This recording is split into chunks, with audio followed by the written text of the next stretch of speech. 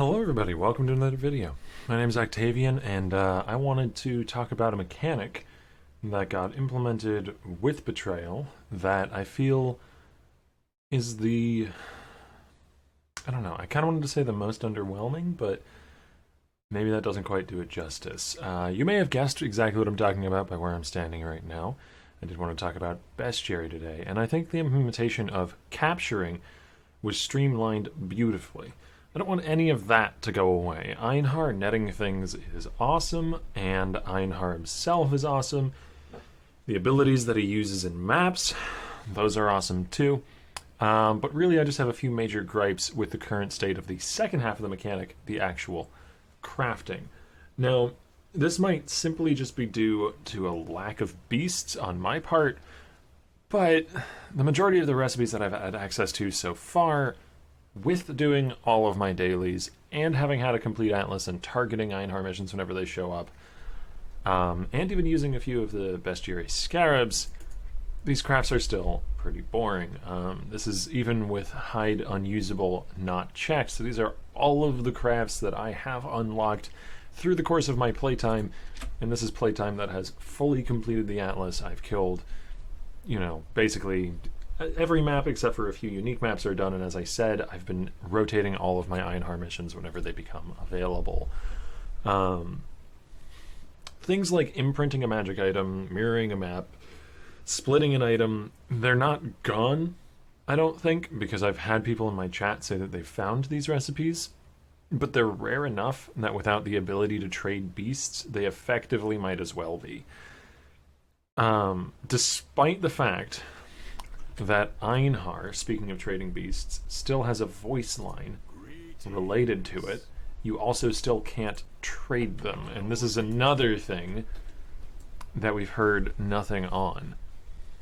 I would love to see communication on this topic from Grinding Gear, because we don't actually know yet, as far as I've been able to tell, and I've looked through GGG Tracker to try and find information on this in, public statements from Grinding Gear, whether or not beast trading is ever intended to be implemented, or similar to Bestiary League, where it had a few weeks, I believe, worth at the start of the league where beast trading wasn't implemented to allow people to figure out what all the recipes did and not get scammed, basically, or if it's just axed altogether.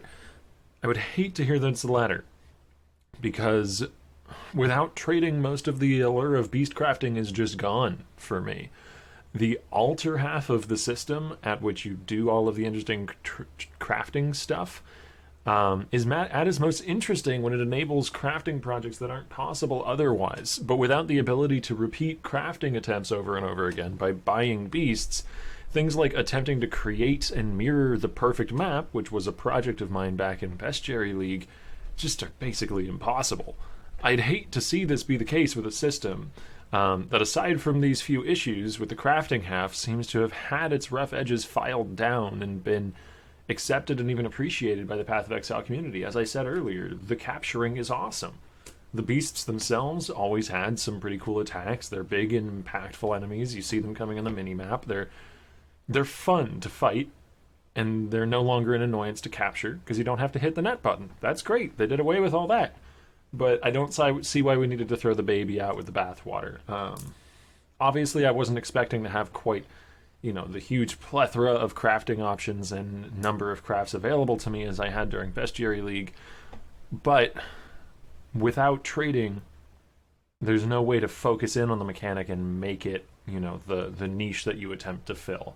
Unlike with Delve, where you can trade for sulfide scarabs and be the person who delves the deepest and, finds all the neat fossils and does all the boss kills, or with Alva, where you can get Alva prophecies and try and be the person who generates the most double corruption altars and corner that particular niche.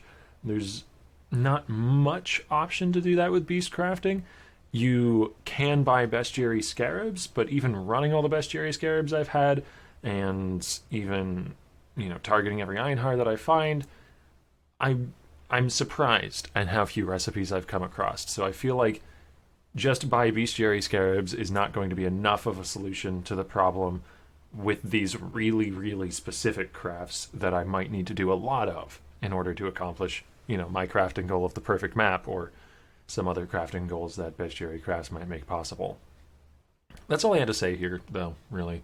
I just wanted to bring the topic up since it doesn't seem to have been discussed much, and hopefully we hear something soon on whether trading will be implemented and whether or not they plan to rebalance crafting rarities at all. Even if they don't, just implementing trading alone will be enough to make it so that if it's something you truly want to focus on, you have the option to do that. And that would be great. I love it when you can carve out your own little niche in this game. That's part of the fun for me. So I'll see you on the next one. I hope you enjoyed the video. Have a good one.